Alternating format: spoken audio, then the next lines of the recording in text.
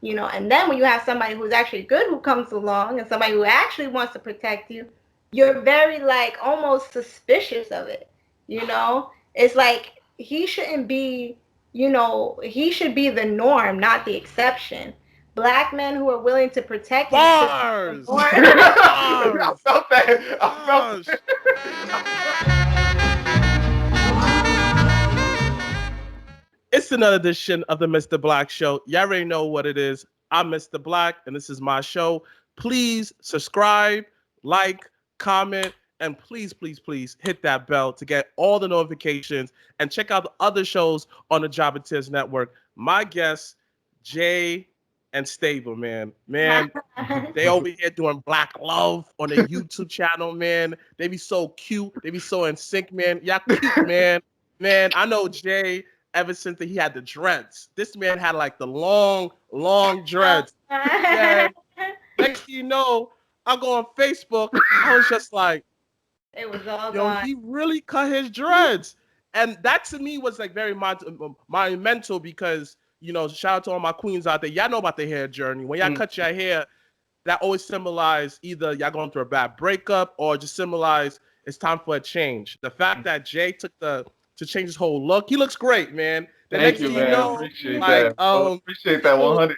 no Yeah. problem, man. Then next thing you know, people who may not know this that we have a lot of viewing parties. So we had AEW. Was it Revolution or was it Full Yeah. Gear? It was Revolution, the one when who fought in the main, the one when Moxley became Ooh, champion. yes. So he introduced me to his girlfriend Stable. I was like, okay, okay, you know, I'm the type of person. I was like, okay, cute couple. They look cute together. She's black.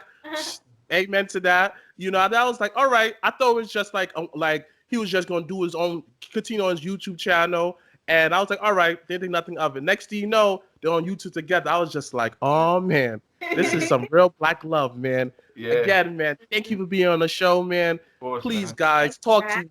man. No problem. First thing first, man. I like to ask all my guests. You know, we are in very weird times, like to call it. How you guys feeling, man? How you taking this whole pandemic? Talk to me. Um, the well, trust me, it's a big old change. Mm-hmm.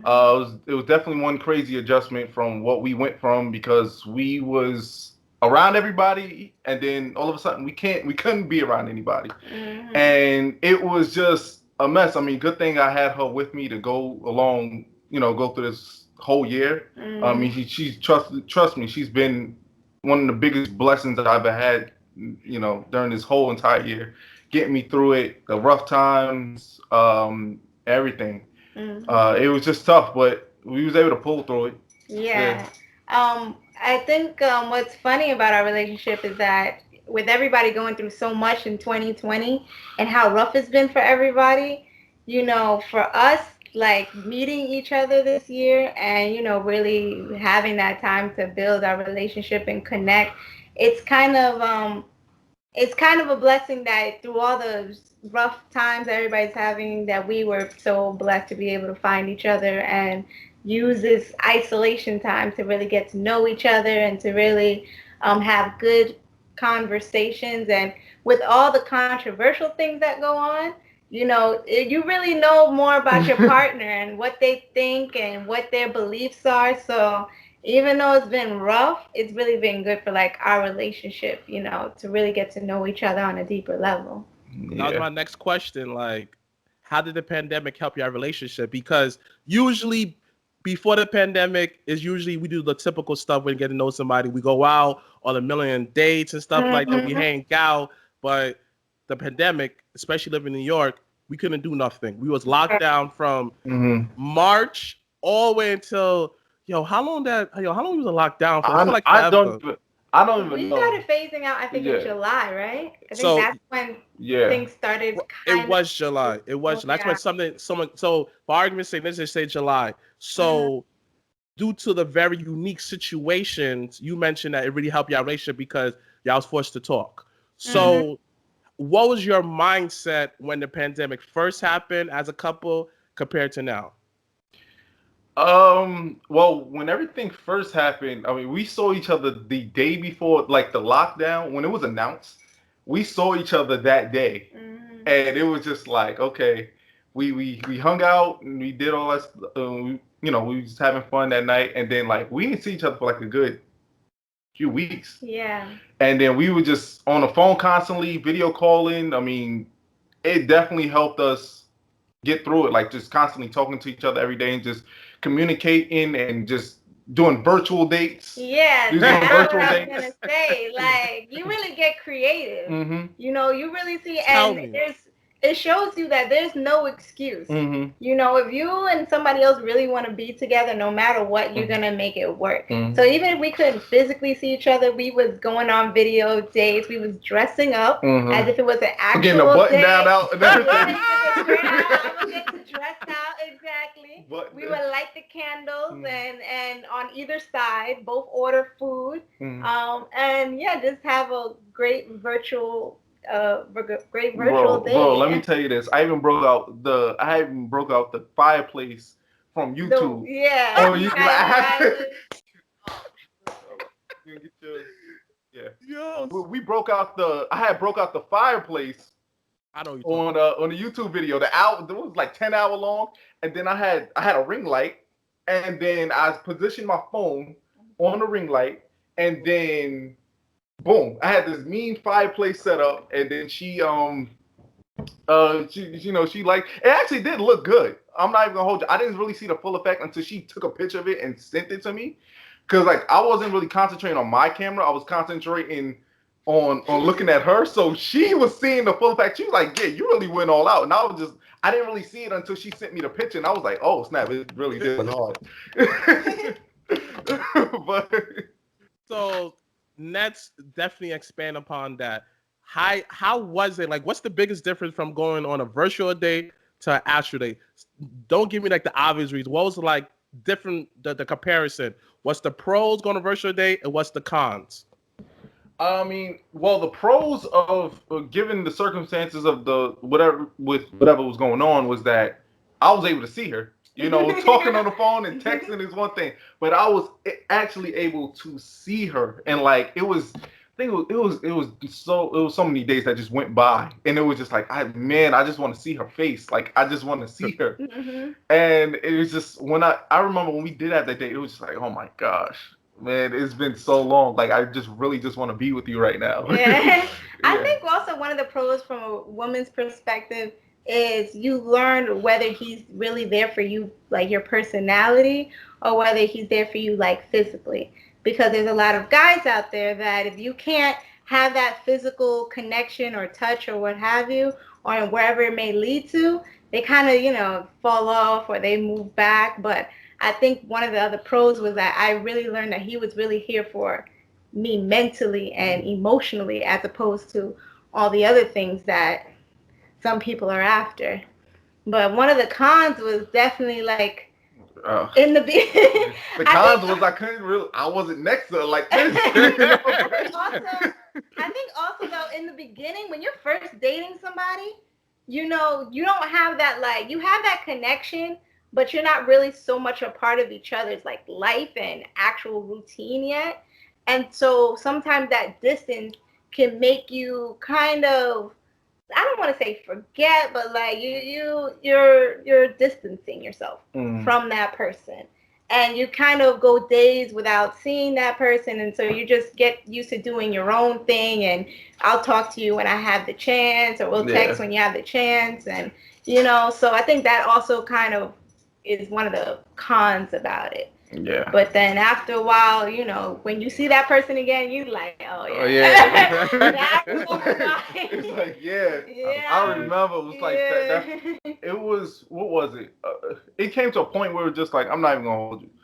The whole lockdown thing, it lasted so long, but it was just like I just had to see her. So I invited you over to my house. Yeah. That's what it was. So that, like, eventually I was like, yeah, just come over to my house. And I had never seen his house before. She ain't never seen my house, but it was just like, I got no choice at this point. Yeah. You gotta come over. You gotta come over. And like that's how that happened. But when she finally came around me that first time, it was just like, oh my gosh. It was love. You was cheesy. I'm telling you, it was, man, like that, man. I know what you mean, dogs. I know what you mean. So let's backtrack that. How you two met?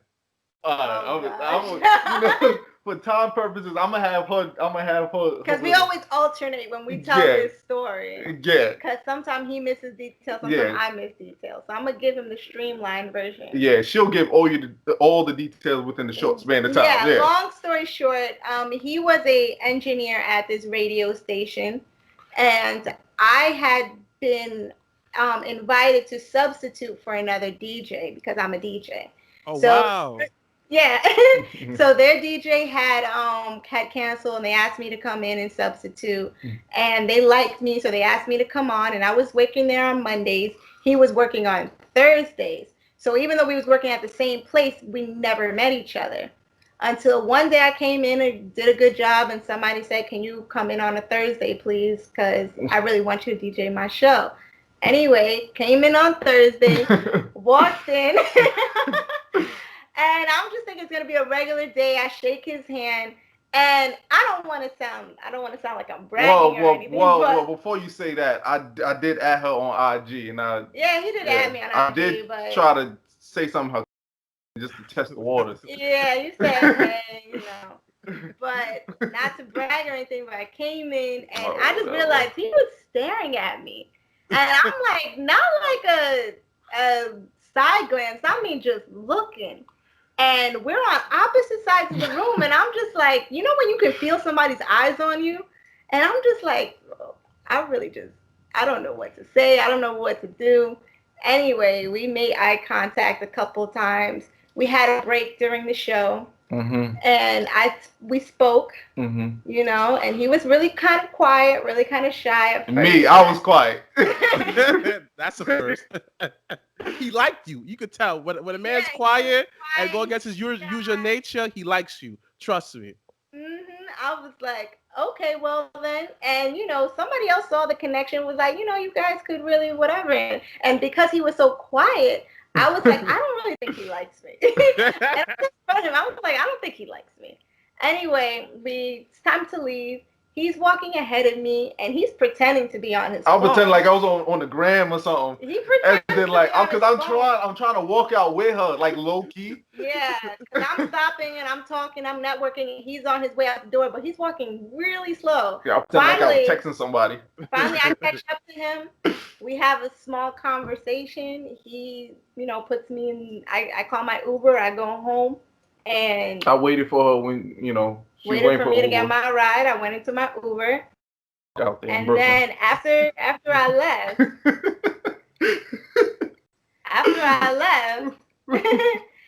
he called somebody. Didn't you call somebody? I called my sister because I was just like, yo, I met this girl at the station, and like, yo, she's it. Like, when I tell you, like, listen, no, like, when it came to her, there was no hesitation, because usually when I do speak to a girl, or like when I was interested in somebody, I would hopscotch around it. I would try to do the friend route, which failed so many times that I lost count. And with her, it was just like, I can't beat around the bush. I got to be straight up and honest. Talk to her and really try to get to know her and let her know what my intentions are, my true intentions. And so we just started talking. What it was that night before she got in the Uber. That was right before I started doing my wrestling show, and that's when that was the day before it started. And she I had let her know that I was doing a show or whatever, and before she got in the car, she was like, okay, yeah, let me know how your show goes. And that was check one for me. And then two, she hugged me before she got in the Uber. So I was just like, there might be something in my head. I'm just like, yo, there might be something here. So the next day, I'm talking to the guy that ran the station, Me and him was really cool. But I remember telling him, I was like, yo, listen, I can't beat around the bush. I'm hitting her up. I'm gonna hit her up right now. So this was right before my show started, and I hit her up, say, hey, how you doing? And then she started talking to me. Then I was like, okay, I see where this conversation is going. And then ever since then, we've been talking non-stop talking. We've been talking every day ever since then. Ever since then. Yeah. So Man, that's mad. Yo, real talk, man. That's mad beautiful, man. Like, I really mean that. Like, that touched my little heart, man. Like, it's just like people don't understand. Like, sometimes it just be just like the movies when you meet somebody. Like, it just be just like you see in the movies. It may sound cheesy to some people, but yo, that is your life journey of y'all coming together. Two different souls come together and just try to make it work. And the fact that how y'all started was just so like, I won't say elementary, but it was so something that I see in the movies. Because side note, I love rom-coms. Like, I'm a sucker for it. I've seen every rom-com. There's some good ones, there's some bad ones, there's some in-between ones, but I love rom-coms. But to hear your journey is dope. I love those type of movies. Yeah. Come on, man. There's something about Mary. That's a classic right there. That's a classic right there. I know that one. Listen, I gotta get him into I was getting him into the romantic movies, but more of the Titanic. well, she had me watch The Notebook. Yeah. I never had watched. That's a classic. That's a classic. I never watched The Notebook until she brought it to my house. That's gonna give you some high expectations. She had the DVD, so she's serious. She brought that over. I slid it right in the PS2, and we started watching it. PS2. PS2. Right. I hope you heard that. The two. So I said, yeah, man. He said it all cool. You know, too. No. That's it. Listen, that PS2 is a classic, man. I'm telling you, I still play my thing, man. I'm telling you. That's a classic, man. Please don't encourage him. Oh, gosh. You listen. I'm trying to get rid of that stuff. She's trying to get me to throw my PS2 out. No. We're up to the 5. You can't get the 5 if you don't get rid of the 2. Listen. That's the big brother right there, man. Like, you can't get rid of the big brother, the little brother. No, man. The best selling system of all time, yo. The amount of games that came out of that system, amount of different, like, the genres, how every game developer took risks. Now it's just traditional Call of Duty, stuff like that, big blockbuster. Everything is all about graphics now. Everything's all about graphics, making the game look good. I want that gameplay. Because you can make the game all nice and pretty and stuff, but when I'm done, when I beat the game, am I going to play this game again? You know what I mean? Spend $60, $70, well, now it's up to $70. And then they still want you to buy DLC. So I'm paying $70 for a game that's happily presented to me. I like how you're sipping out that cup, though. Is that where you guys get the Java twos? Is that where you get the cup? No. Like, I don't have a cup yet for my show, the Java Tears, but trust me, I'm gonna get. Thanks for the idea. Y'all don't got cups for those? No. Y'all need to get the cups. Yo, I don't know why we never made cups. Like, I'm thinking about it right now. I really do need to drop the cups. I'll give me a Java Tears cup. I swear I will buy me a Java Tears cup. Get the Christmas mug version. There you go. For Christmas time. Money. Thank you. Yo. I never thought about that. Drop it. Yo, you know what? Thank you. Connect, you know? Thank you. Yeah, y'all gave a great idea. I got a good commercial for that. Like, okay. Wow. Listen, the Christmas mugs is where it's at. The Java Tears Christmas mugs. What? You know, I like my hot chocolate. Yeah. You know what? That was a perfect. The wheels is turning now. Perfect marketing plan right there. The wheels is turning. And Christmas mug with the ugly sweaters. Yes. Oh, shoot. The Java Tears sweaters with the Java Tears cups. Thank you. Yo, thank you. Oh man, y'all helping me. Oh man, dang man. Listen, I gotta say focus. You on the Mrblacc show. Dang. Yeah, entrepreneur mode. We about to get this bread. And listen. I'll let you guys know in a couple of weeks, but I think that's yeah, we're gonna make these cups. That's stay focused because I can get off track. So Jay, man, let's start with you, man. Like, tell me, like, what made you cut your hair? Like, what was the moment that you said, nah, I'm done with this? Well, for one, I didn't want to get it retwisted no more. It came to a point where it was just like I had my hair at that point. It was about like I was growing my hair for like 5 years, Wow. and also I was coming to the end of my college journey, and I graduated last December. Yes, I remember that. Yeah, and the whole time I was there, I was thinking about my future, and like I was like you said in the beginning, was ready for a change. Like I was really like ready for a change in my life. Everybody around me, uh, getting rid of negativity. I was really ready to start fresh. And she came after I cut my hair. I met her the next month, so just like that fresh start like really started to come true. Like my life has definitely changed since last year. Um, Definitely way more blessings happened to me this year. I know it's 2020 and everybody, Yeah. it's been an insane year. Trust me, it's been an insane year. Um, but yeah, but back to my hair, it just came to a point where just like was ready for a change. I was tired of getting it retwisted. It was constant. It was in my head. I was just like shit. I was scared. I was scared because it's just like I grew. My hair was a part of my look. Everybody associated the dreads with me. The wildcat. Everybody kept saying you're not good. You know how many times people said like, are you still the wildcat? And it's just like I was for a while before I was contemplating my cutting my hair. I was just like, yo, am I gonna feel like the same person? Like, am I gonna feel the same if I'm gonna carry that same confidence? Am I still gonna be the wildcat, even though it's tattooed on my arm, my forearm?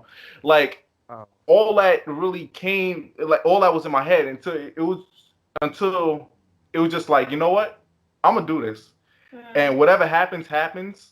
I think it just goes to show that like you can't receive new things unless you get rid of some old things. Mhm. And I think that's can apply to a lot of things, especially relationships, especially like Yeah. jobs or career opportunities or whatever. If you keep holding on to like the old things that really kind of kept you down or depress you or oppress you, then you can't receive like new things. You can't receive growth. Mhm. And I think, it was very symbolic, him cutting his hair. And then mind you, I never knew he had hair. So So everybody else who knew him with that hair. And when I met him, I never seen him with it. So everybody kept talking about, my gosh, you cut your hair, but this is all I've ever known was him not and having she a see lot. the old videos of me and pictures Yeah. and stuff. And but, I can't associate the two. yeah, But everybody else it knows was. about his hair. I mean, I totally feel like that was a different person. Even though, like, I still carry my energy. I've always been an energetic person. Like, ever since I was a kid, like, I've always been energetic all over the place in a good way. Not causing problems, but like the person that just likes to have fun, just like the life of the party type of vibe.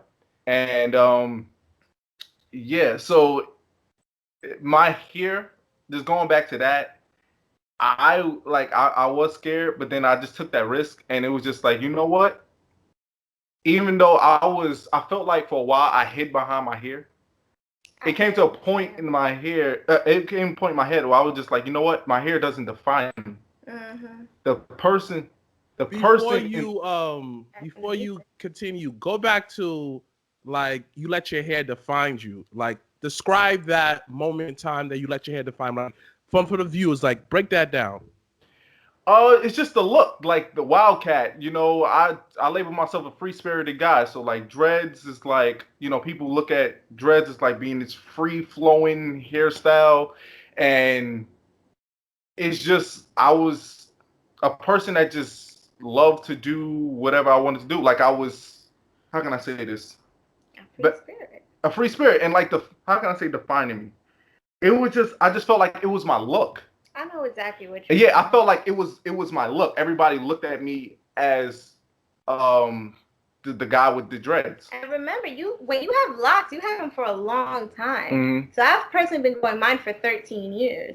So Yeah. Okay. So if I just can't imagine myself without them, So I can understand I was how scared. much of a like adjustment it is, because people, especially when it comes to locks, because people, even if you're growing your hair, you can comb it, you can brush it, you can dye it. With locks is really, that's it. Like, you can do styles, you can dye and stuff like that, but really, like, that's it. You have this set hairstyle for pretty much a long time. Yeah. So cutting it off is like, I can imagine how Oh, Right. a Right. huge difference it might make. yeah, it was just in my head I was like, bro, am I going? It did jump in my head. Is people gonna find me attractive? Like, you know what I'm saying? People gonna find me attractive? Am I still going? People's gonna be looking at me. You know, it did. Because around that time when I cut it, like I wasn't with nobody. You know what I'm saying? So it was just like I was just like somebody else gonna look at me. You know what I'm saying? Yo, I you're was right. scared. I You're was right. nervous, and you know what? The crazy thing is, I am still adjusting to it. And in about 2 months, because I cut my hair December 26th, the day after Christmas last year, is approaching a year, and I am still adjusting to my hair. Like, this is the lowest my hair has been in 7 years. Mm-hmm.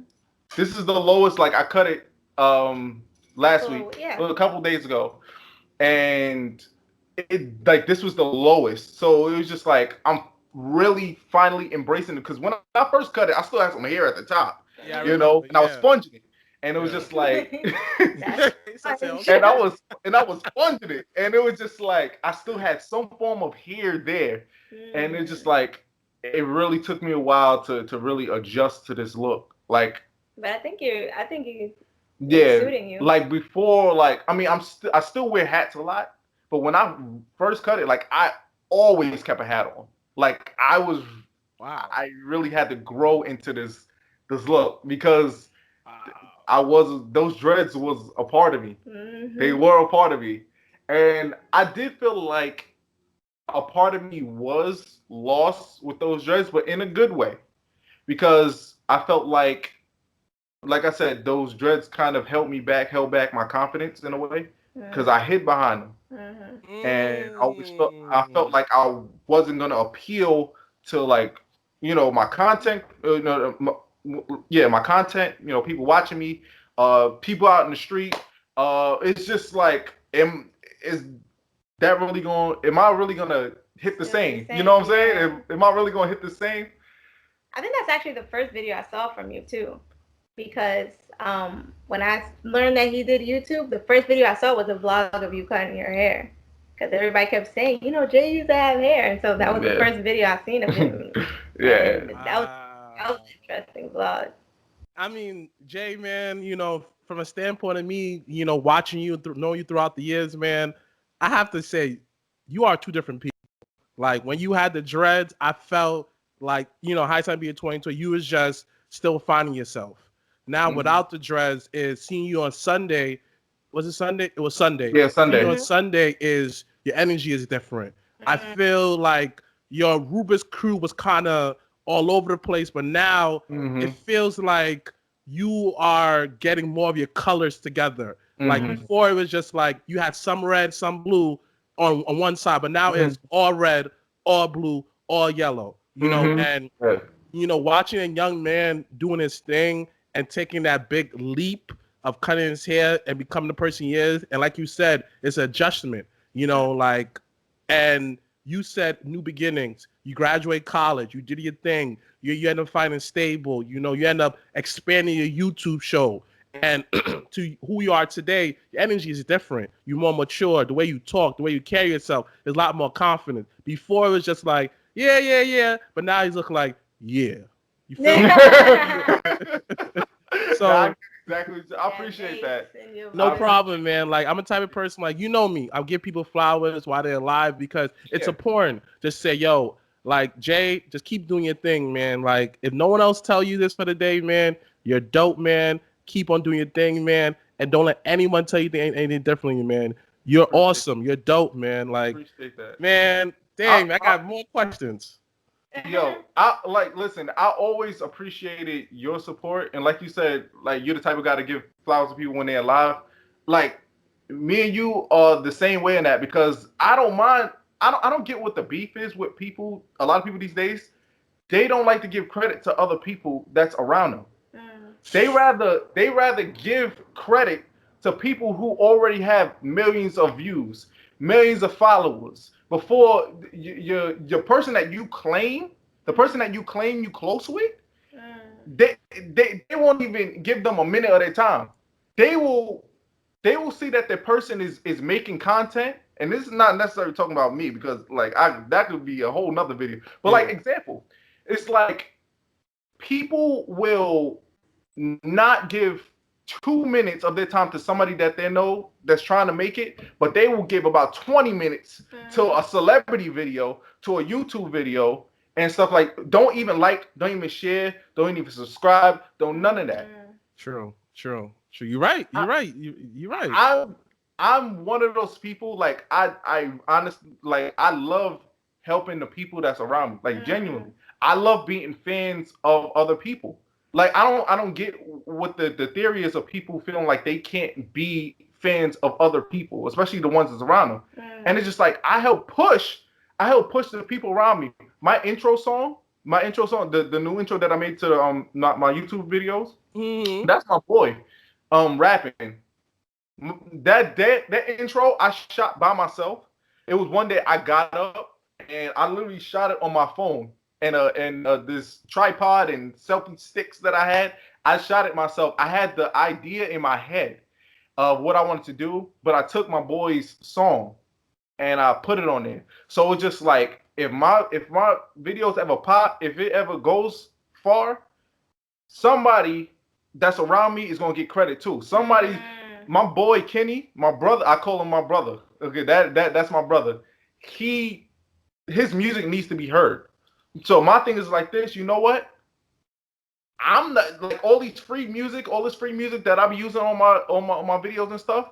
You know what? I'm gonna use his music. I'm gonna put it in the intro. So every time you watch my videos, you get to hear my boys rap because I really feel like his music need to be put And out it there. got a lot of comments too. It got a lot of love. It's good. I like it. Like People was asking about that song because I didn't know that you That shot was it. my boy. He's I an didn't know you alt now. shot it. Like personally, I didn't know you shot it yourself.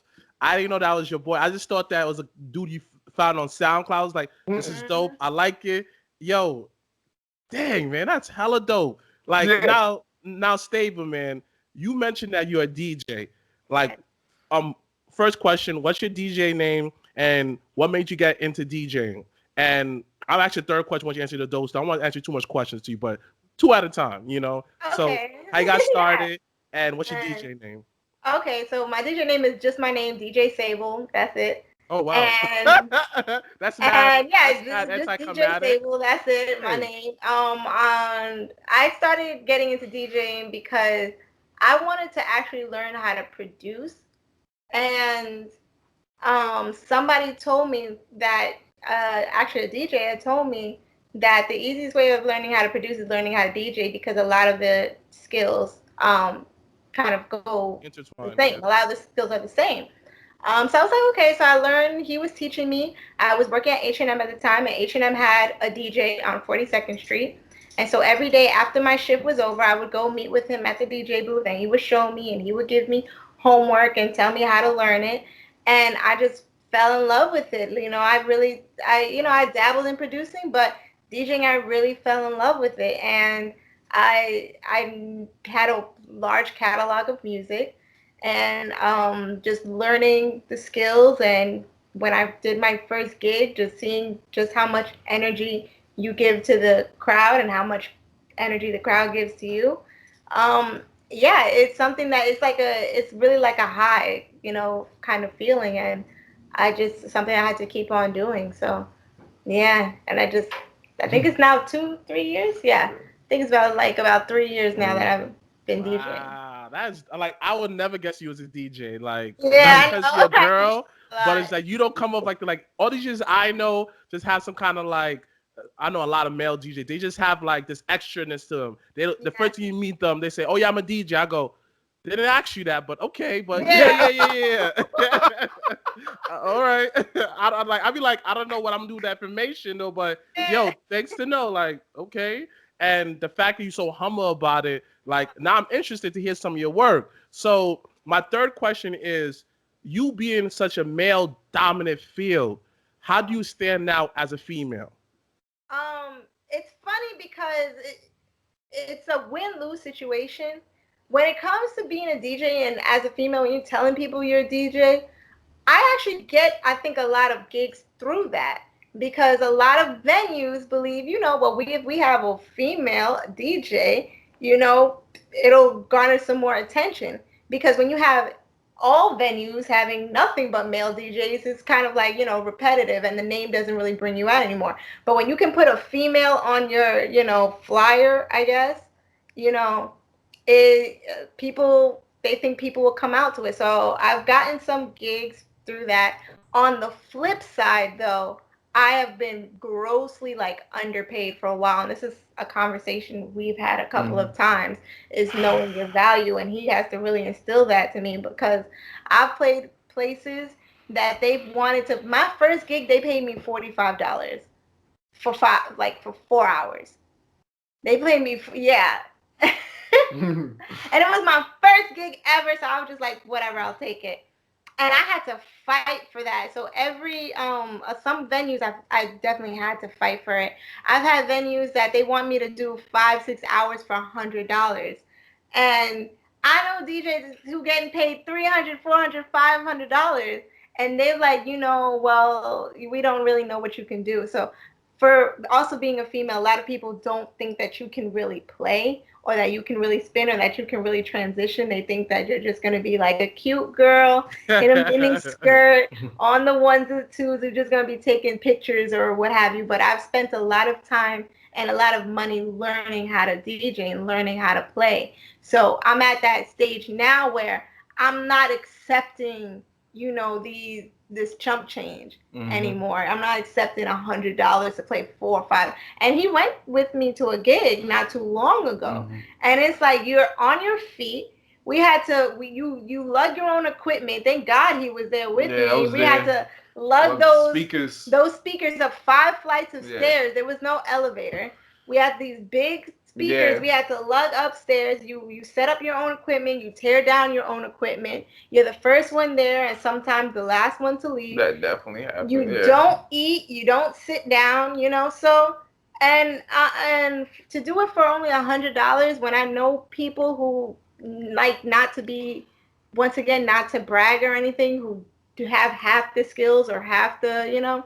So it is a win-lose situation, especially nowadays. Almost everybody feels like they can be a DJ. So I've told people my race. Just like everybody feel like they can be a rapper. Yeah, I've told people my race, and they're like, "Oh, I could just get my cousin to do it for half that." And I'm like, you know what? Have fun with Have fun with DJ Oxcord on the ones and twos. DJ Oxcord on ones and twos. Yeah, so it's a win-lose situation. Oh man. Yeah, it sounds like a DJ Oxcord. Man, like you right, and you right is it's disgusting. Like how women get underpaid. Like some of my best supervisors are women, and when I hear their salary, the stuff that they go through, I say, wait, what? How much you get paid? I get paid this, but the guy who does less work than you, who don't know how to talk to people, has mass sexual harassment cases, get paid more than you. Yo, that's so true though. That is so true. There's so many stories that I've heard and read. Countless.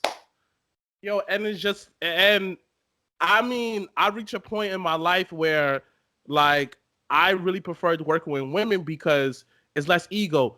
Jay, we like you could co-sign with this. Working with men sometimes, especially men who have bruised egos, you looking like, I'm not trying to destroy you, bro. I'm trying to say my piece, but they take it such the wrong way. Yes. They want to fight, they want to say something. Where compared working a lot of females I work with, it's all about, all right, they don't see that you're a man. Just what I just want the best work out of you. F it. Let's just go. Let's just do this. And it's so unfair that women get treated the way they do, especially in these times, especially as a black woman. and that's even another double Whammy. whammy. Yes, Yes, that's another double whammy. So, hey, I gotta ask you this. Y'all two are a couple, man. Stable, I gotta ask you this.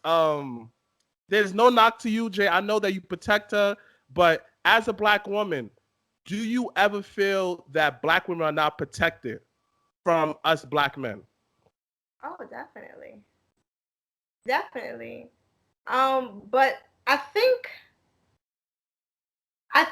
the problem is that a lot of times when it comes to black women, they don't understand how it starts from when you're young.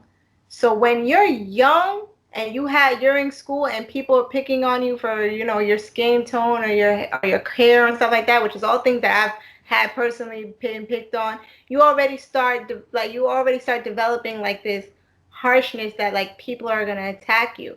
And then you get to high school and you have boys who just wanna, put their hand up your skirt or what have you and things like that. Then you go to college and then you have guys inviting you to these parties and they trying to mess with you in the back room or they trying to whatever. So it's like it's not just the fact that black women aren't protected. It's like it starts from when they're young and then you get used to not being protected for years and years and years and years that you feel like you have to protect yourself. And then when you have somebody who's actually good who comes along and somebody who actually wants to protect you, you're very like almost suspicious of it. It's like he should be the norm, not the exception. Black men who are willing to protect you should be Bars. the norm. I Bars. felt that. Gosh. I'm I sorry to interrupt you, but like, dang, I felt that, man. Man, he should not be the exception. He should be the norm. Yeah. Mm. Mm-mm-mm. And you know what? But the great thing about meeting a guy like Jay is that there's there's hope out there, And even meeting somebody and having a conversation with you who seems so open and willing to hear other people's pain, because I feel like everybody is so caught up in their own pain that they don't want to hear anybody else's. Because the first thing you do when you talk to black men about black women, oh, but what about what black men go through? What about what we go through? And what about what this? Or what about when black women do this to us? And it's like, we're not in a competition. We're not trying to find out who had the worst childhood, who had the worst situation, who had the worst relationships. Like in that instance, nobody's a winner. I don't feel like anybody's a winner. We going back and forth on pain, but I do feel like there's a lot of black men out there who don't understand that, even if you say one comment or whatever, you're just adding on to the hundreds of comments you probably already heard or hundreds of criticism that she probably already heard. And we just don't need to be adding any more to each other. That's how I feel. Dang. That was well said. That was well said. And I really felt that. And I like your whole POV on that. A lot of, especially us black people, is so much hurt that we have, from past relationship, from society, within our whole household. And when they always talk, it's always pain, point fingers. They never say, you know what? It is what it is, though, but there's always good people out there. The fact that your whole POV is all about there's bad people, there's also good people, and that helps you. People don't understand, like, if you change the way you think and the way you carry yourself, you're going to attract good people, because in this world, people don't understand. It's all about energy. And people just think that, oh, no, energy is fake. No. Like, even in church, they call it spirits. Different spirits don't vibe with certain people. And I realizing that my journey within his life is everybody has a story. I went to listen to understand from that pain. Hearing Yatu's journey, I'm taking like, dang, son, like this is similar to my journey. What can I learn from Yatu? So when I'm able to be in a relationship, I could just go back and say, I remember when Stable and Jay talk about this. Okay, so I could get through this. Not comparing, but is you give other people strengths that who's in a relationship that who may go through a rough patch, understanding that, y'all will get through this if y'all communicate and work as a unit. That's a beautiful way to think. That's a beautiful mindset, especially when you realize that your pain is for a purpose, The things that you go through, you know, is going to make somebody else stronger, whether it be your friends, your family, your children one day. You know, it's all for a reason. So if you don't let it make you hard, and if you continue to be soft and are able to, like you said, communicate, then you'll be able to, you know, actually use that and grow from it. And one of the biggest things when it came to our relationship that I really always wanted people to know when they talk to us is to not think that we're anybody special or we're lucky or like, you know, we have any like a lucky rabbit's foot. It's like you said, it is energy. Like he went through a period where he had to chop something off, where he had to let go of the past, and that's how he was able to attract something better. Same thing with me. I was in a bad relationship. I was in a bad situation with somebody, and the minute I said I had to cut him off, I met him a week later. So it really is that attraction. Like it really is that when you cut out that bad stuff, because there's some things that you can't control and there's some things that you can control. There are some things that everybody's holding on to that they need to let go in order to get something better. So the minute you start letting go of the stuff that you think you need or the things that you think you want, you'll be surprised at how much better there is out there for you. There's 7 billion people on this planet. There's enough, you know, you don't need to hold on to that one person. There is somebody else out there, you know? Right, you're right. Dang. So wow, like y'all beautiful, man. Like yeah, this really is back love right here, man. So Jay, man, you know, let's start off like how you start your YouTube show and how you came up with the name of it. Oh, well, okay. Well, how did I come up with motion? That's crazy. Okay, so how did I start off on YouTube?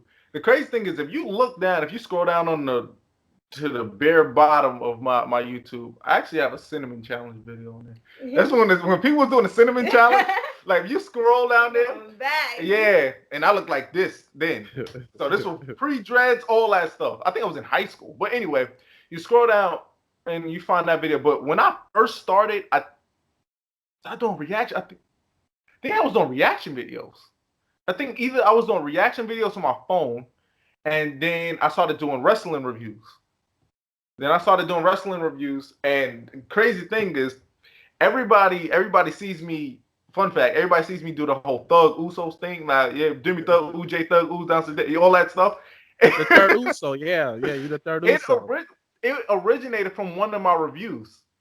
It originated in one of my reviews that's on it, cause like, yeah, it started as a running joke. But so I would do wrestling reviews on there, and then eventually, like, here's the thing: I like talking wrestling.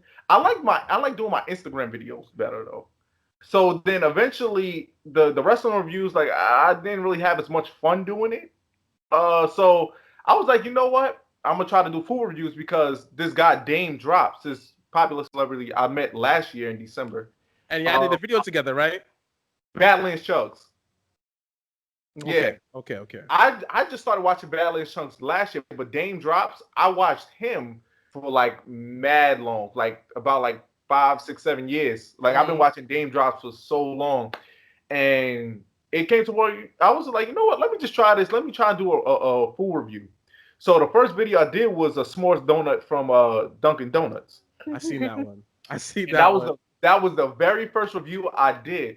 And then I did another video. I did maybe like 2 more. And then I came back to school and people was coming up like, yo, like I like your food reviews. And these are people that I didn't really talk to. Like, I mean, I knew them, but I didn't really talk to them. Like, they're like, yo, bro, when's your next review? When's your next video? And I'm just like,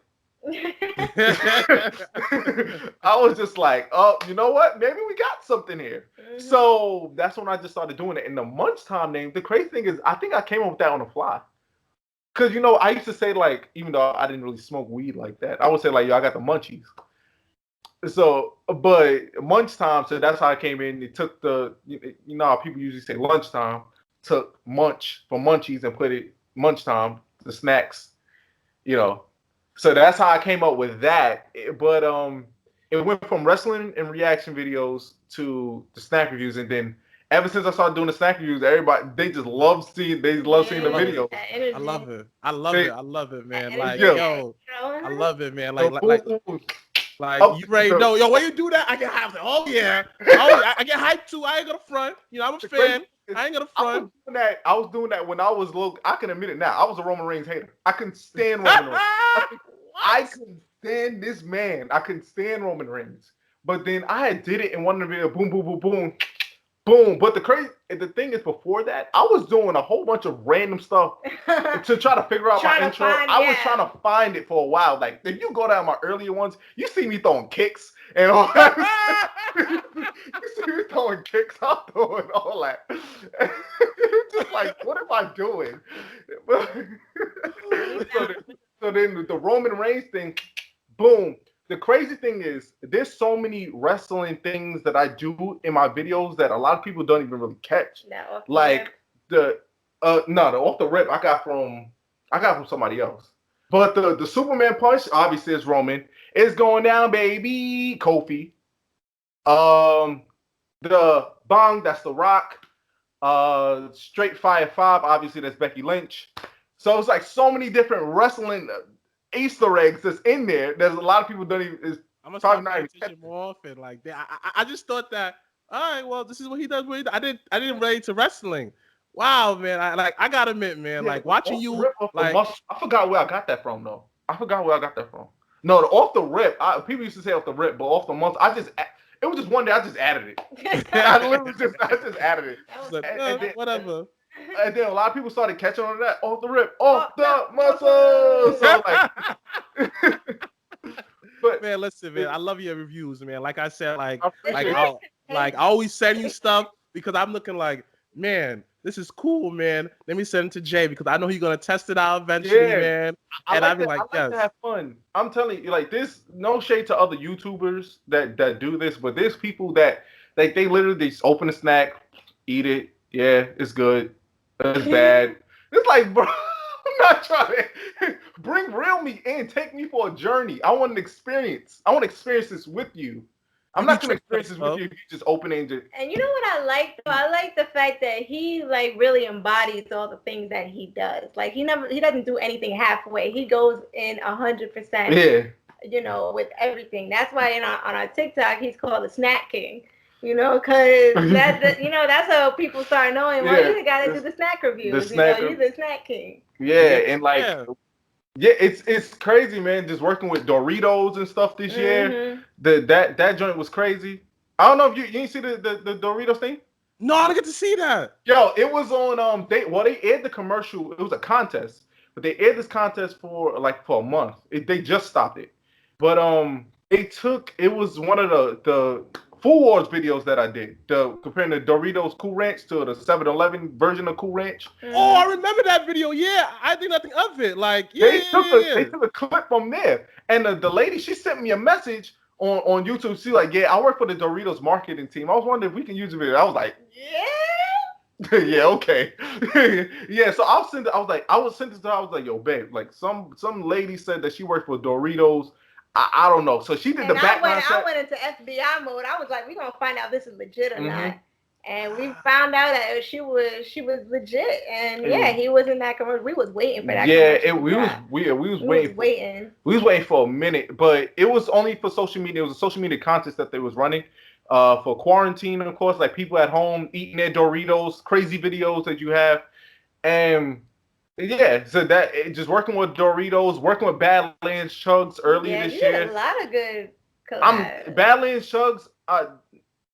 Honestly, I was just talking to her about it like earlier today. I was telling her about the experience of me meeting them.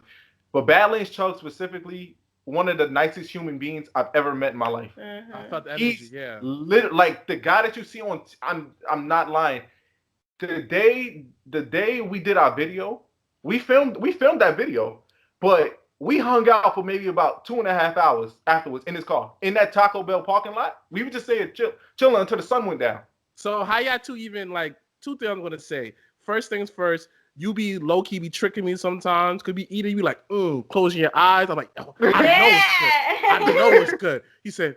It's that anticipation. You're like, gosh, yeah. You be tricking me, but I like that because. Just like Sable said, you really get into it because when you eating something, you gotta go, let me really get into it. You close like if you don't close your eyes, it doesn't hit. It don't hit the same. Like I'm you telling gotta bro. close Like, your eyes.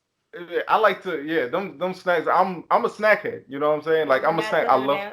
I could tell, and like I like it because you really get into your character. Like not even a character, it's not even the character, it's you.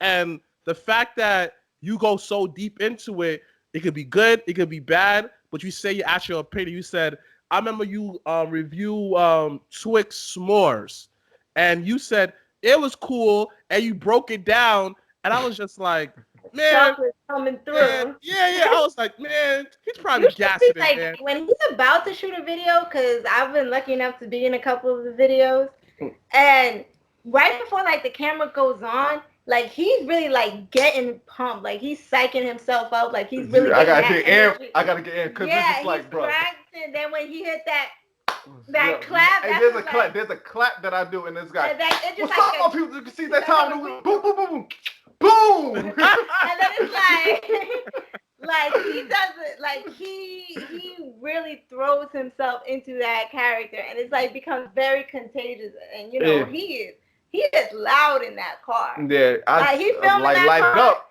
and it is loud. The first time I heard it, I was like, oh. Yeah. Like, I thought you just raised the volume. He was like, what's up, my people? And I'm like, oh. Nah. I was known at 5 Towns for the guy that doesn't need like a microphone. Like they used to say, like whenever people used to go and present stuff, they were like, "Oh yeah, Jay don't need a mic because he's already loud." Like they gave me an award for I think it was like the Energizer Bunny Award, and then it was like the No Microphone Award. Something like they gave that to me. Mind you, remember when I first met him, he was quiet. Quiet. He didn't say. He barely spoke 2 words. Every time I asked him a question, he just shook his head. Listen, I have a history with trying to talk to women, and it can be very awkward. So it's just like I was trying to say. I'm trying to say a quiet and cool approach. I tried to do something different. It worked. Seeing that YouTube, I was just like, oh, okay. Wow. Yeah. I love it. Question. You went to 5-time college. Do you know the Saga? That's my boy. Yo, man, listen, man. Boy. Like I know. Every time I see Saga, me and Saga got to talk wrestling. Every time I see Saga. Yo, son, I'm a big fan of his. I met him one time. Fans, y'all be finding each other everywhere. Y'all find each other. Yo, it's definitely like going somewhere and like you out somewhere and like you see somebody with a wrestling shirt on or like a wrestling hat. He's just like I remember it was one time I was going to BMCC. Like I was at BMCC and I had a Ballard Club shirt on. And the guy that was walking, if he was coming this way, I was going that way. He had a Bullet Club shirt on. I literally too sweet as some guy that I didn't even know. I was just like, all right, too sweet. What's crazy is the fact that I feel like with all the wrestling fans and all the people that he's introduced me to, I don't never see no halfway fans. Like I'm pretty sure there's some out there. But all the wrestling fans that we've like come into contact with, like y'all are 100%. We in this. In it. This is our lifestyle. I'm trying to tell her this is our lifestyle. It I'm ready to go. I'm like, yo, and he's on like, but remember then, and I don't like this, and this was great, and they need to do this, and I'm just like, I'm trying to take you know, like on church Sundays when you want to go home and mom was everybody before y'all, and you just want to go home. Listen, it's not like getting engaged. That's how it would be. I'll be ready to go, and he's like, I'm trying to take her, like when HOG comes back, I'm like, I really need her to come with, like, she never been, I don't think she's ever been to a wrestling event. But I want to take her to that more than a WWE event because HOG, you get the full passion. Ooh. Like being in Amazora and it being like crazy hot and you can't even freaking breathe in there. And you want to take me to that? But listen. The energy, I'm telling you, like, yo. That's one of the sad things about the lockdown, though. I remember we were supposed to go in March to something. What was it at Madison Square Garden? We was going. They was doing WrestleMania tour or something like that. Yeah, I remember. Supposed to go. That was supposed to be my first event, and then it got shut down. The last. I have yet to be I've yet to go to an event yet. The last Raw at the Barclays, we were supposed to go, but like last minute financial situation came up. I couldn't buy the ticket. But if I would have known this whole thing, I would have just bit the bullet and went. Exactly, but yo, I'm telling you, HO like indie wrestling in general, but HOG, that was my first time indie wrestling, and the environment is just different. Yo, I'm talking about. Oh my it's God! different. Like you will hear insults from one half of the room to the other half of the room. Yeah, like, we go I'm on. talking about. Yo, listen, like I'll be there. Wanting to watch. No, she don't. Go. I know like some of the chances gonna really throw her off because she tries to like not really be around too much hostile environments and cursing and stuff like that. But how we be going off with the shut the F up chants and all that stuff, like you see how she looking at me now. Nah, I'm telling you, it hits different. Like, trust me, I'm one of those dudes like Jay probably heard me a couple of times like, yo, that's Black. Yep. I'm over on the other side of the room yelling like, you suck. I'm talking mad trash, but guess what? The wrestlers, yo, that's the best part. Yo, that's the best part, especially like if a wrestler is a bad guy, he wants to hear that he sucked. If he don't hear he sucked, he's not doing his job. Yeah, because wrestling is all about entertainment. You understand that, Jay? Like when it comes to entertainment, you got to make the crowd react. If you come out there and the crowd don't do nothing like this, you're not doing your job. The fact the crowd say you suck, they cheer you, they call you names, yo, you got a reaction out of them. You're doing your job. Bro, that's why I love Ken Broadway so much, especially when he was a heel, and him and Matt, God rest his soul, is my guy. Yo, when they used to come out, and this when he was the Crown Jewel champion.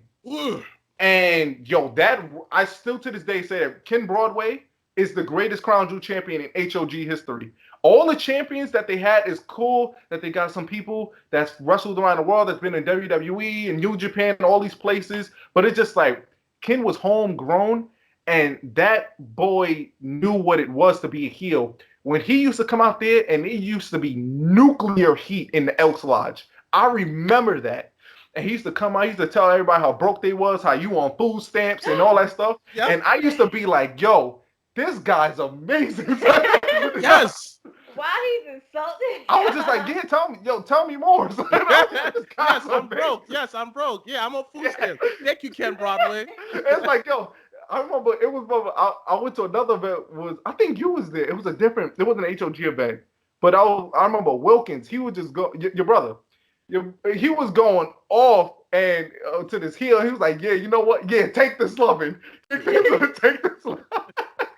Your brother was going off because he was chanting on the heel, and the heel kept trying to heel back, and he was like, no, you going to take this love. It was the funniest thing.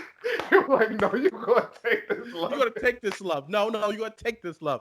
That's my brother. The fact that he has his energy, not just when, like, in the events, but watching it. Like, when we're just watching on TV, he's, like, yelling and screaming at the TV. I was like, I'm trying my best now. I'm trying my best now to have a little of excitement with what's going on with WWE, because I like very few things that's going on. Like, he knows what I like. He knows what I like. She loves Sasha Banks, and that's it. She just I say that's it. She just got into wrestling. She's carrying the division. Right, but she's one of those Sasha Banks lovers. Why are you saying it like that? I mean, can you go wrong? Sasha Banks is money. Sasha Banks is money. Like, she's the black woman. She's charismatic. She knows her character. She's about the business. And just seeing that her as a black woman just dominate, and you believe her character, watching her evolution through the years until now, you go, Sasha got it. You know, like, even like, yo, Sasha, like, I wasn't a fan. I was like, oh, Sasha's cool, but just seeing her how during the pandemic she carried that division. Her and Bayley. What did I say? What did I say? I had to hear that every time, because honestly, listen, you did. Yeah, okay. But listen, I was just like, here's the thing. Matter of fact. I was just not a fan of Bayley. I don't like Bayley as a heel. I mean, like, she Bayley dose belts. Come on, man, you can't go wrong with that. Oh my God! She ripped that off from. She's copied that from Becky Lynch, clearly, but I just didn't. I like Bayley buddies. I love the Bayley. That's Bayley to me. That will always be Bayley. That will always be Bayley's character. Now she's doing well as a heel. I can admit that. Okay. But I was never a fan of her title run. Her actual title matches, they did nothing for me. I feel like she has yet to have one memorable match with that title.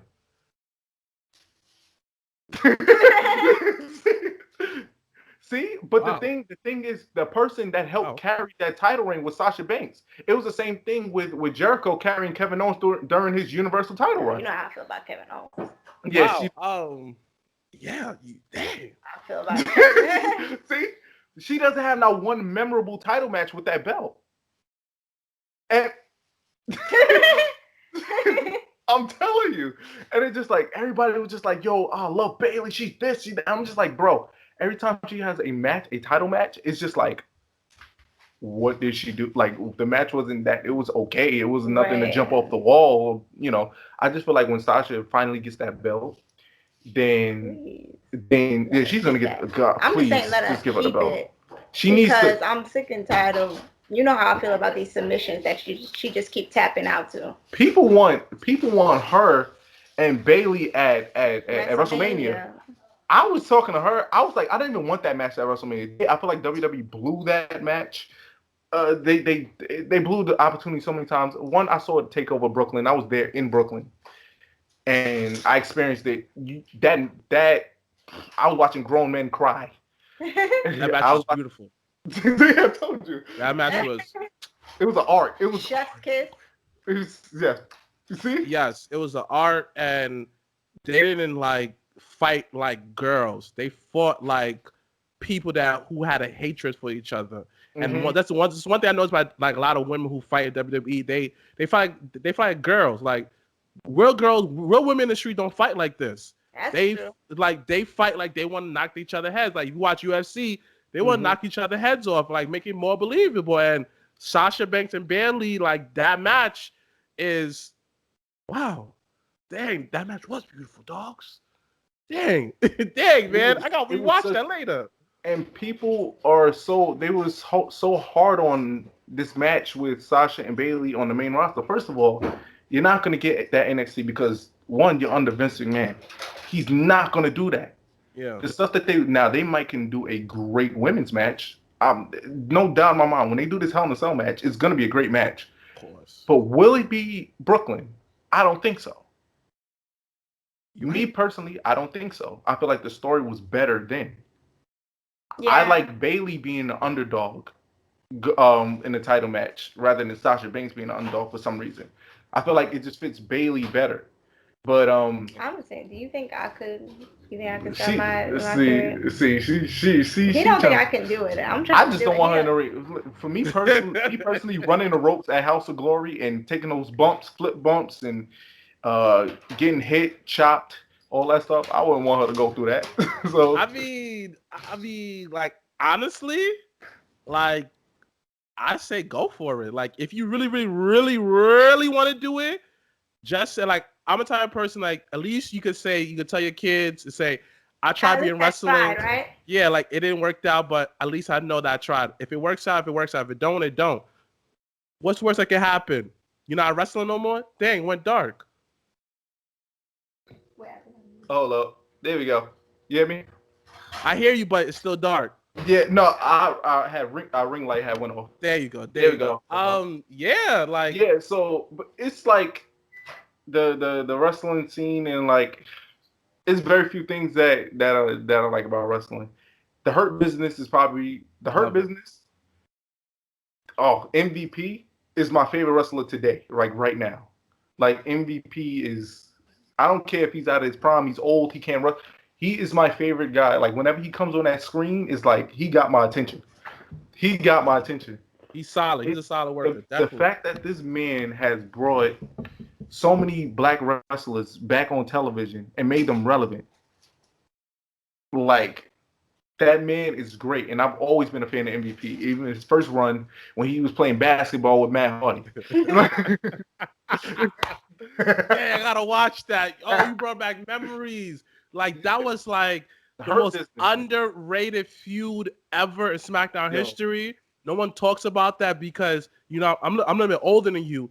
A lot of people around my age just stopped watching wrestling. Mm-hmm. And when I referenced that, they said, "What are you talking about?" I remember MVP saying, "I'm balling in that." So I'm looking like, y'all really miss a good chunks of wrestling because that's when wrestling where people was actually trying, but Mhm. you're right. Her business is money. You know, they having Bobby Lashley, Shelton Benjamin, Cedric, and the people that they're feuding with. They are in multiple Apollo. segments through Apollo. They're in multiple segments throughout the night, and you don't get bored. Like even with the whole when Mustafa Ali ended up being the leader on Oh Retribution, yeah.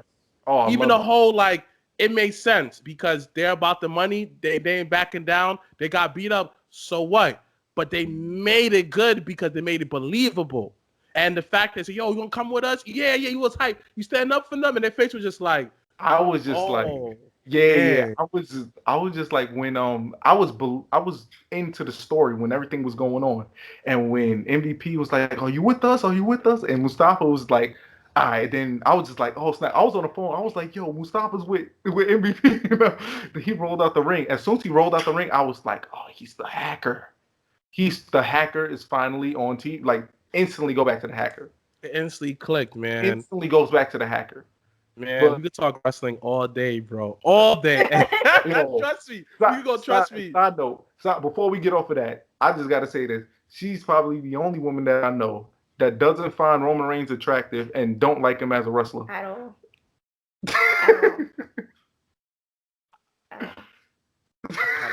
At Kind of shocked. I'm like She I'm doesn't really like- kind of shocked. Like all. like when Roman came out with the shirt, Twitter exploded. Oh my Facebook gosh, flooded. I'm looking like It's like, I mean, personally, I'm not seeing the attraction. And two, one thing I don't like, just not just even wrestling, anything. I don't like when it seems like somebody's handed something.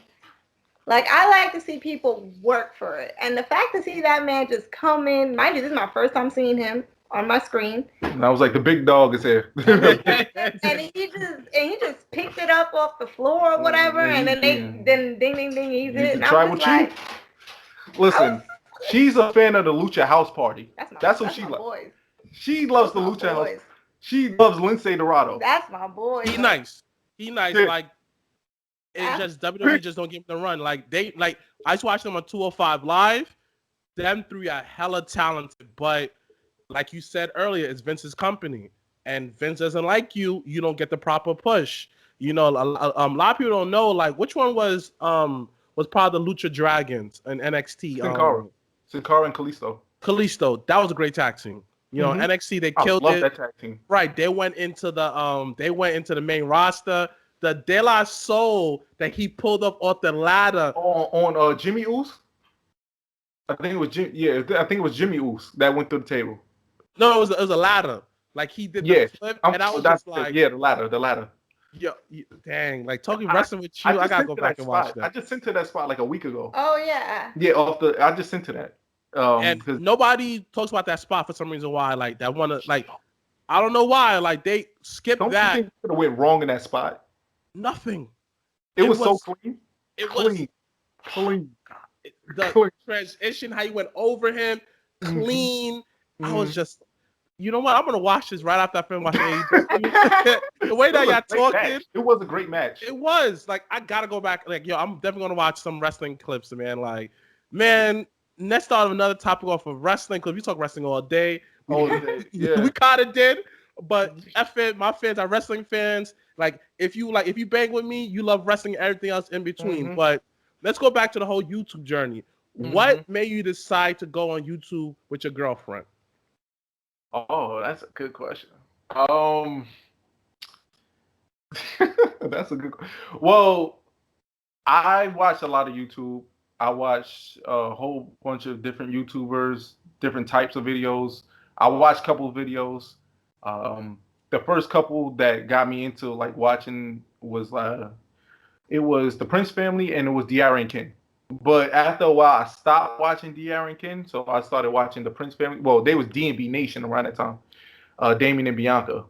But I was a fan of their content when they didn't have the millions of subscribers. I felt like their content was more entertaining. I watched like a couple of their old prank videos not too long ago, and I was just like, man, even in the comment section, it's just like, we need this Damien and Bianca back. So it's just saying like, I've just been watching like different YouTube couples and all that stuff. But going back to me and her, it was just like, I know she has a great bubbly personality. She has a whole bunch of energy. I I just love being around her, and like we have genuine fun with each other. And I just wanted to just do it. Like I was Yeah, just watching them. he Yeah, didn't think not I was two watching them. seconds about it. Yeah, I was watching them, and I was just like, yo, I know I can do that with her, and we can do it more organically. Mm-hmm. Because all these YouTuber couples, it's just you just look at it, and it's just like so many. They he done broke up with me. Um, we got into an Those, argument. Gone wrong. or he Uh, catches me in bed with another dude prank, and I'm just gone, and it's like, just like, bro, and you look at it like some of it, like I watch for entertainment purposes, but it's just like, bro, it's some videos where it's just like, and I think it also goes back also to what you were saying earlier about like there's so much drama behind the scenes.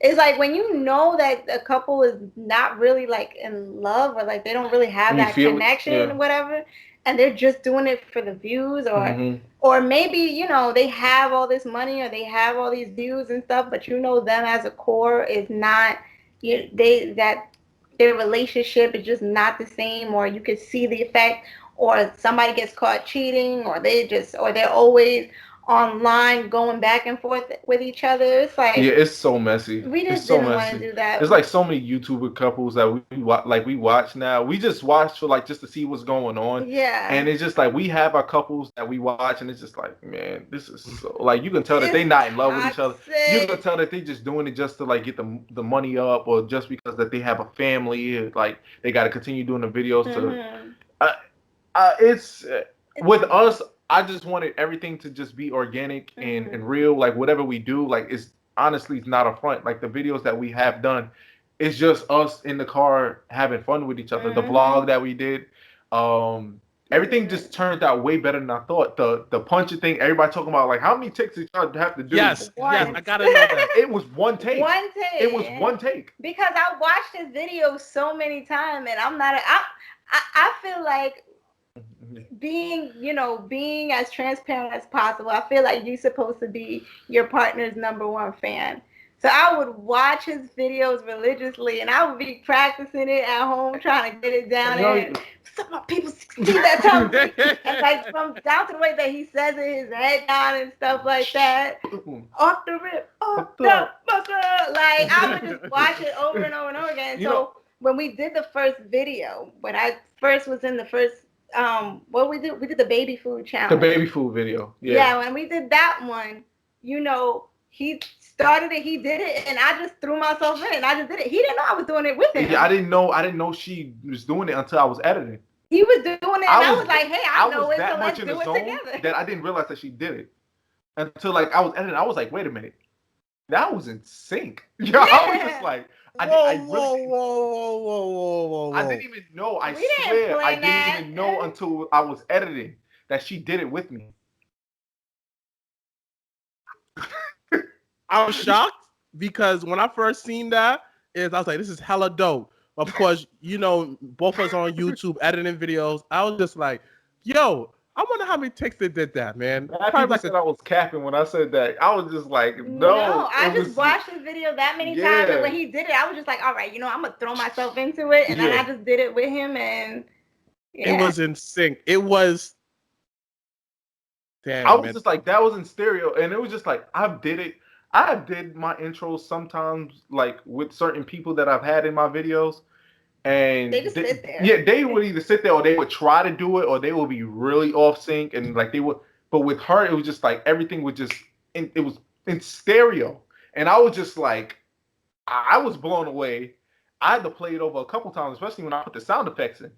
It was just like, yo, it was literally, it was stereo. It was bow like at the same time, and it was just like, oh snap. Yeah, it was. And then when I put it up there, And so everybody was talking a about lot of people talking about the intro more than the video. I don't know who ever talked about the video. Everybody was talking about the intro, like, yo, that intro was fire, and I was just like, yeah, it's yeah. So that's somebody did comment though. Somebody did ask how many takes did you do, and we did one. two. We did two, but that was only because when we did the first one, I was just like, I want to give you options, so let's do a second one just in case you want to pick a better one. But honestly, the first take was perfect. It was perfect. It was literally perfect. Yeah. When I do all my intros, I always do 2. Yeah. I always do 2. Okay. I didn't know that. Wow. Yeah, I always do 2 because sometimes sometimes I'll be warming up and like so when I be doing it, and then sometimes my first take is better than my second take. Sometimes my second take is better than my first one. Yeah. So I like to do 2 to give me some options, but when he didn't know I was doing it with him. When it comes to that, he was looking at the camera doing it, and I was just like right there next to him.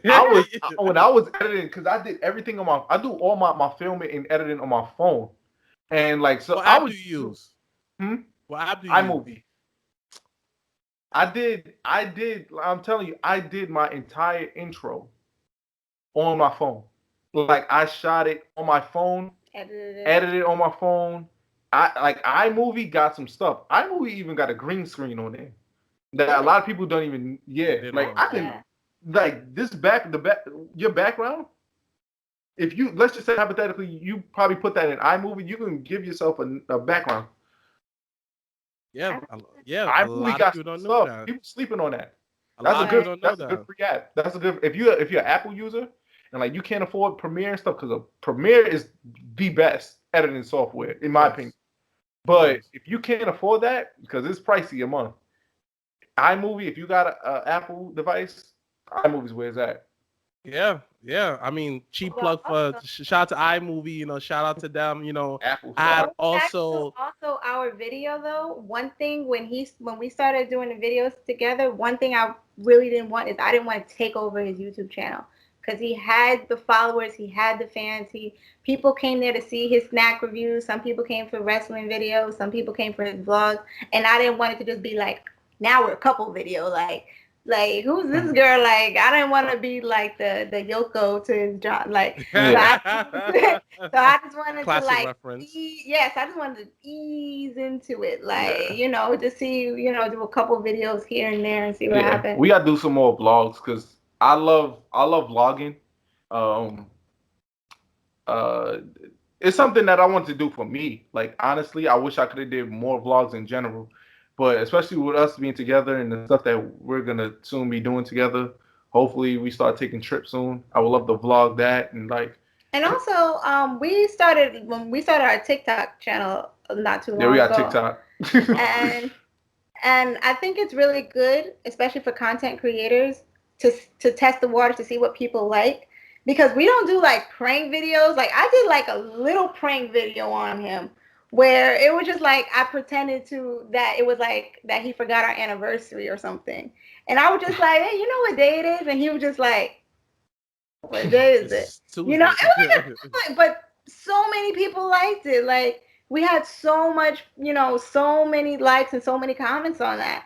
So, and we did some other like dance videos and stuff like that. But basically it just shows you, what people are kind of liking, that way you can continue. Because sometimes YouTube doesn't really YouTube comments don't really, until you're at that point where you're getting a lot of feedback, you don't really know what to put out there. Yeah, YouTube also got to get better with promoting smaller YouTubers. That's true. And these celebrities, yeah. And with these celebrities, I can't stand when like I'm not gonna hold you when some celebrities make YouTube channels. Like I'm not gonna hold you. There's some celebrities that I do enjoy their stuff, but it's just like honestly, I can do without it because it's just like y'all already got your platform, y'all already got your followers. Y'all can actually do your stuff on your Instagram. But for y'all to just come over dominate YouTube, and it's just like we can't even get in the search engine because of y'all putting out y'all videos. These celebrities that's already and like they be on it for like a freaking 2 weeks, and they're like, oh my gosh, guys, we got 1 million followers. Oh, congratulations! And it's just like, bruh. And I wonder why. I have to admit, I have to give men a lot of credit. I have to give you guys a lot of credit because once again, it's kind of like a double standard. But I feel like it's really a lot easier for women to get a lot of followers because people just like to look at them. You know, there are a lot of women who, dudes will subscribe or girls will like I have a friend who does makeup videos. And, even though there's millions of people who do makeup videos, makeup tutorials, they always get those views and stuff like that because they have other girls and then they have guys who just want to, hey, I'll subscribe to the channel or Yeah, it just is. whatever. So when it comes to like guys, you guys have to actually have good content. Talent. You guys actually have to have good content. You have to be consistent. You guys have to have that energy. Like, I really give it up to you guys. Like, you It's just guys like we just really gotta stay have to. consistent. You guys really work hard to get people to pay attention to you, because unless somebody really cares about what you're doing or however you're presenting it, it's really hard for you guys to get that engagement. It also shows like how much we really love what we're doing, because it's easy to get discouraged. Discouraged. Wow, I can speak. It's easy to, it's easy for that to happen and just, walk away and just, here's one thing. I hate when people say like, oh, I'm gonna do YouTube just to get a YouTube check. When the minute people say that, they ain't gonna last for like 2 or 3 videos, and that's it. Yeah. It's Because hard. it's not like that. We love what we do. We love what we do, and it's not necessarily about like me personally. It's not really about like The money. It's about viewers for me. It's about people watching my stuff and actually liking it. Yeah, and Because actually one liking thing he my was stuff. always big about is having the followers, but like having them be engaging. Like, he didn't want a bunch of ghost followers. Mm-mm. He didn't want to like those people who have maybe like 700,000 followers but only get like 1,000 views. Yo, and or I got a something. whole bunch of those on my. You know, I got a he whole bunch of definitely didn't those. want that. So to have people that are watching and like actually liking and talking, I got some people that's like finally on my YouTube side. that's That's something like you gotta work hard for. It's hard. I finally got a few people that's on my YouTube channel, like my YouTube comments that like really look forward to my stuff. Not the people that don't follow me on IG, the people that don't follow me on Facebook, like they watch my YouTube channel. And it's the same group of people that be like, they be ready. As soon as I drop a video, they're like, oh, Jay, we've been waiting for this and all this stuff. And I'll be engaging, I'll be talking to them. Like, I love that. Like, I love that I finally got people that's actually watching my stuff. That's what it's about for me. At the end of the day, when I went to college and everything, when I wanted to be a performer, it was about performing. I know I can earn a living for what I went to school for, but it honestly wasn't about that, because it's easy to get a job and like have a check, and have a check. I went to cooking school and I couldn't stand it. I graduated from cooking school.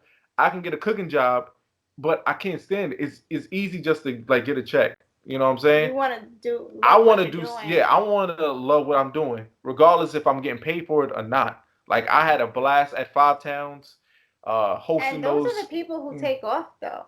Like, you're doing this podcast, I could really tell that you really like what you're doing. And I could tell you really love the topics that you're passionate about, and you're good at it because you're very receptive. You listen and stuff like that.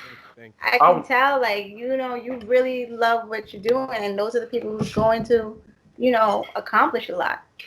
Oh, yeah, I'm gonna always be a fan of y'all, Java Tears. Like, seriously, from the first day that I met y'all, and I came to that Big Four. I think it was the Big Four. Yes. Wow. Yeah. Throwback. Yeah. It was me, Haven, and Maurice. And that's my guy right now. Yeah. That's my dude. That's my dude. He never went to jail though. But my brother said he went to jail, and ever since I just ran with it. I'm like, yeah, man. Like, he went to jail in my eyes. Yo, me and him be having the jokes. That was the first time like I had like met y'all, and I just remember like her doing, with her doing the Big Four and everything, like just the overall energy in the room, and like y'all didn't really treat us like, we gotta go on the outside. Like, we stayed inside. We kept quiet, being respectful, of course.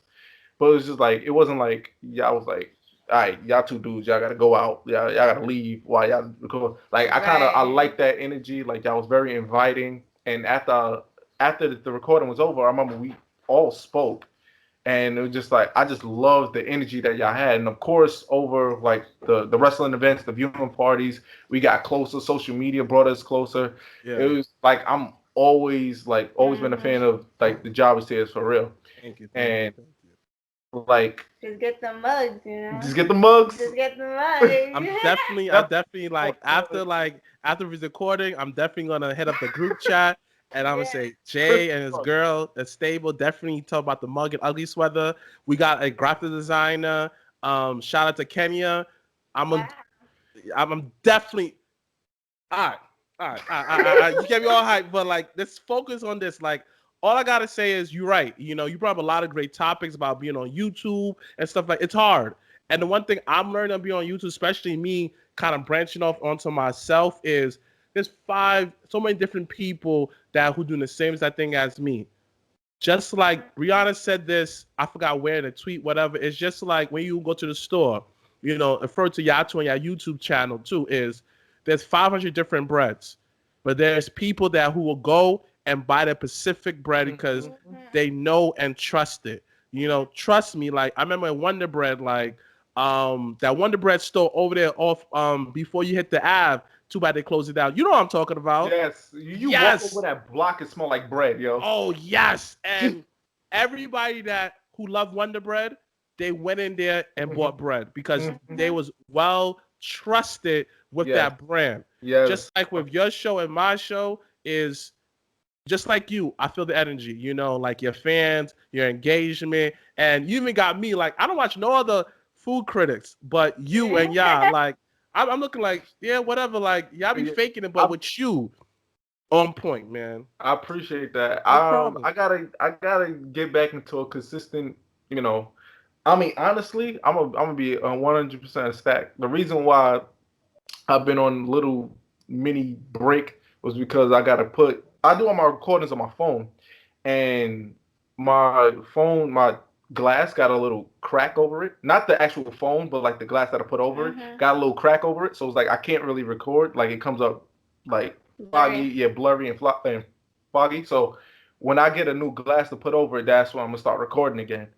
But you know, I definitely appreciate the support, honestly, for real, because I'm not ashamed to like say certain things, and I don't know who's gonna hear this, but I feel like you Wilkins, and like y'all support my stuff way harder than a lot of people that I know, a lot of people that I went to school with, a lot of people that I've had, a lot of people I've known for years, and so like y'all have no shame. That's why years don't matter. You know? Yeah.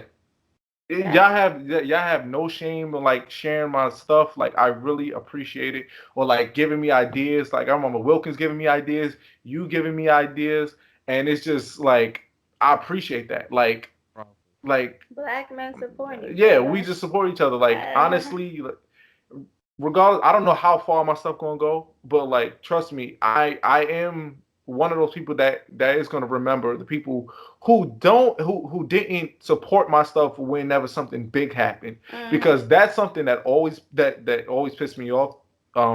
Is that people wait till like that big moment, or like I got this job, or like somebody finally look at this. When I put that Dorito stuff up there, in my head it was like a experiment I was doing with this. I was like, watch how many people was going to like this, watch how many people was going to share this, and sure enough, where's the same support when I drop a regular food review?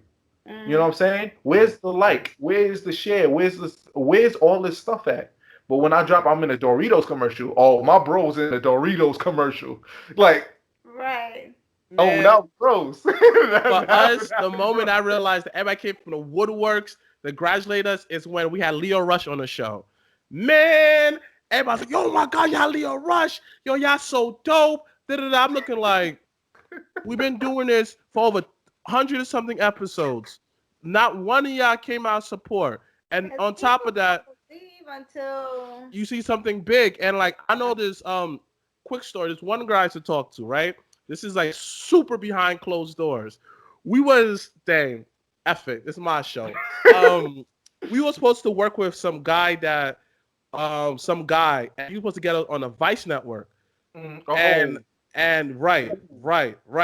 And a girl was talking during the time where the deal didn't fall through, whatever. It is what it is. It wasn't our time. And after I told her that, she just kind of went ghost on me. And I was just like, I mean, That's, I cool. I uh, mean, mm.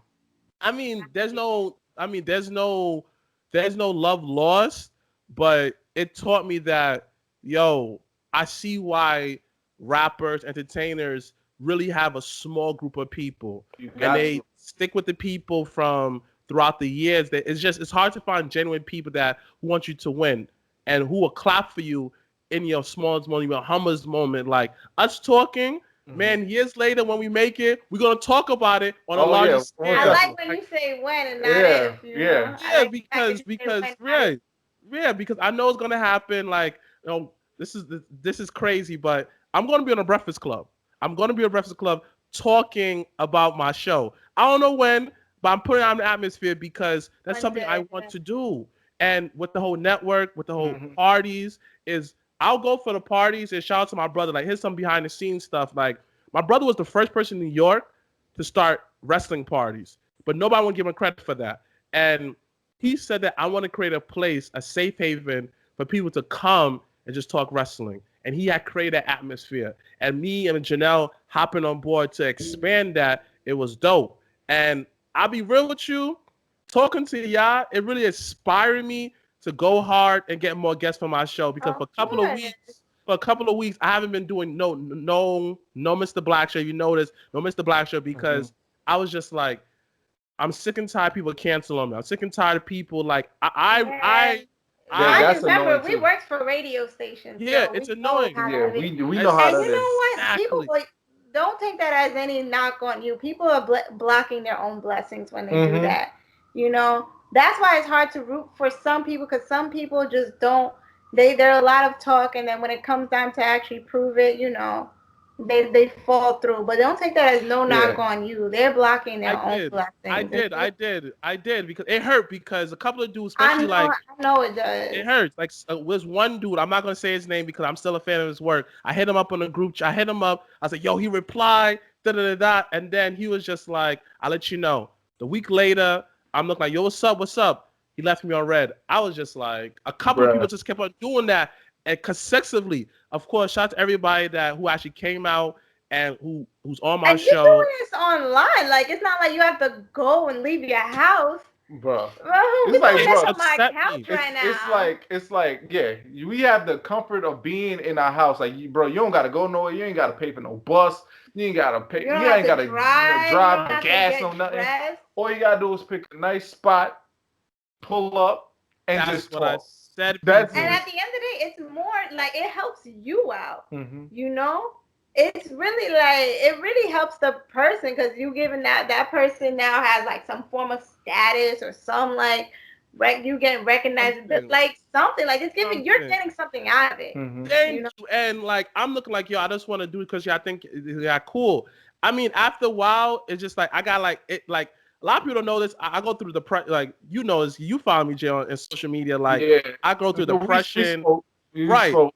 right. I go through depression and a lot of people don't know that. Like I went to deep depression the past couple of weeks. And it Oh, was hard for me just to get guests. And now, y'all come on the show. I got another guest coming on. It's just I'm That's getting the good. ball warning. I'm getting the ball warning. And like, yo, this is a dope conversation, man. Like, honestly, man, I got a lot. Like, we got to end this soon, but I'm gonna say this: like, y'all two are dope, I and Thank appreciate keep that. you. on at what y'all guys doing.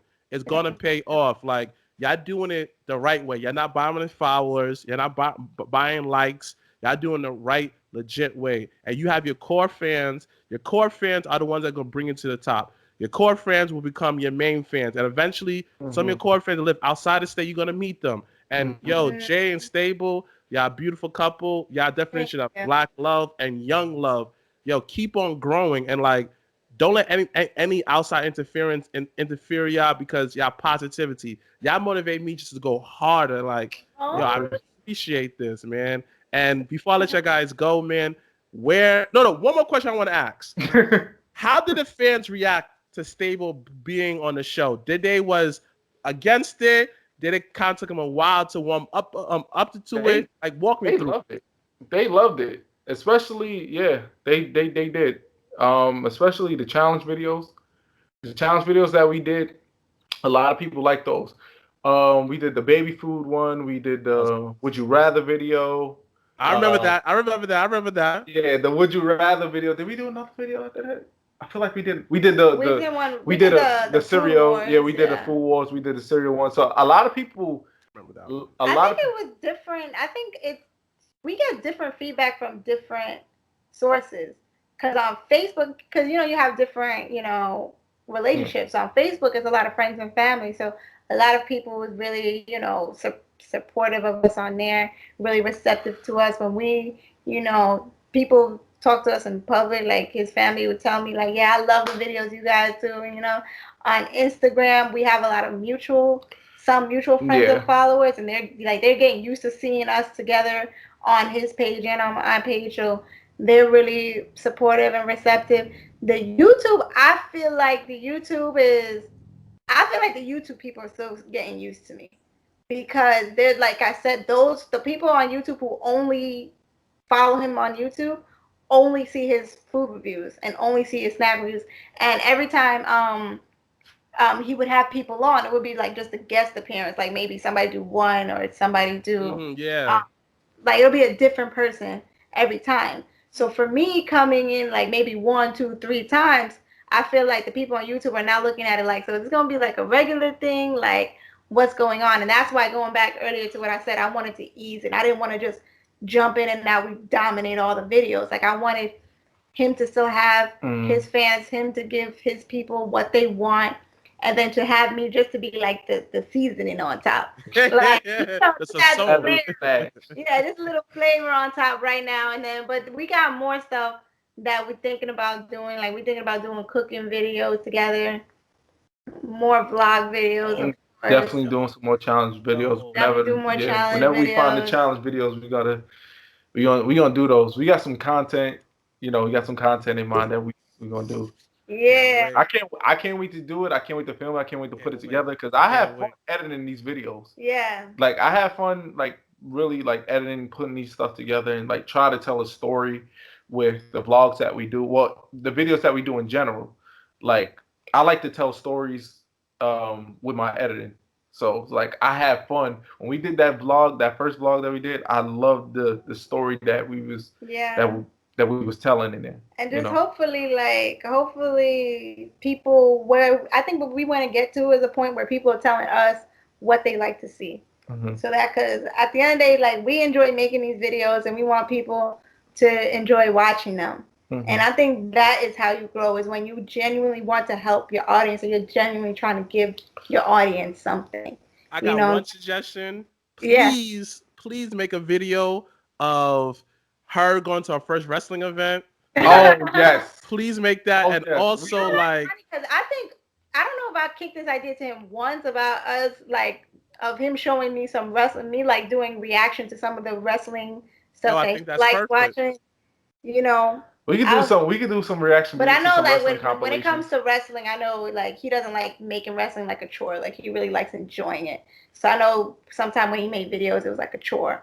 But we did kick that video about doing it like a reaction to some videos. But because I gotta show her some classic stuff, because like she's seeing the stuff now, but she didn't see the heat back in the day, man. She didn't see Stone Cold pulling up. About the Attitude Era she don't know nothing about Stone Cold pulling up in the beer truck, spraying people down, and Kurt Angle pulling up the milk truck and spraying people with milk, and like.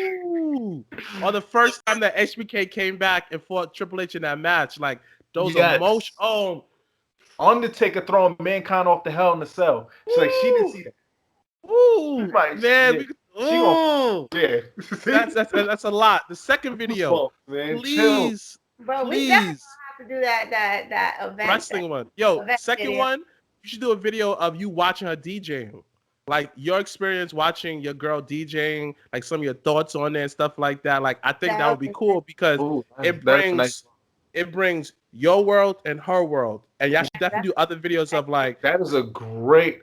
You know what? See, we feeding each other.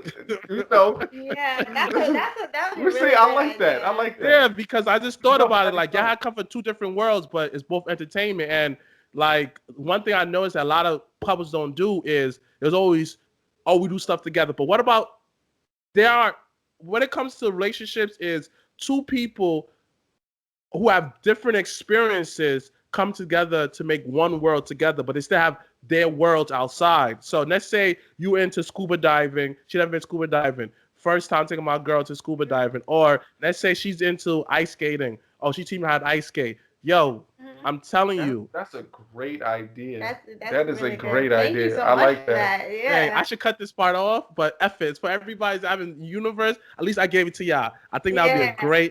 great video. Thank And Listen, listen, no. man. Listen. Thank you. I'm no shame of saying who gave me what idea. Like seriously, Yeah. I have no shame. He gives I'm me not one. credit. Yeah, I'm not one to like take people's idea and claim it as mine.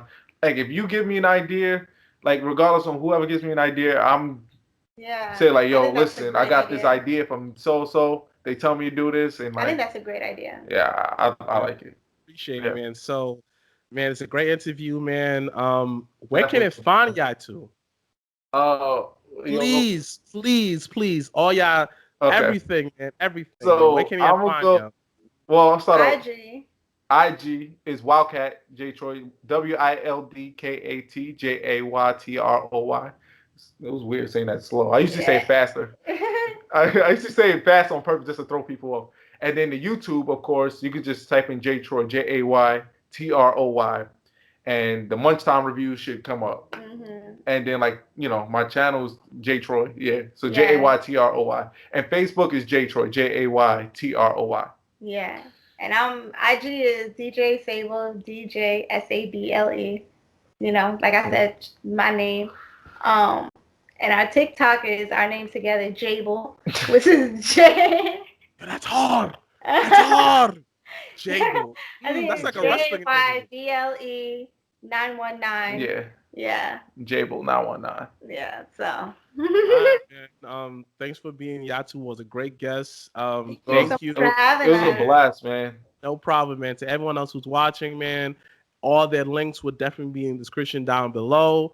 Yeah. Thank you, man. And this is another edition of Mrblacc Show, man. And y'all stay up, y'all take care, and be humble and grow together as a couple, man. I love y'all together. It was one of my favorite interviews, man.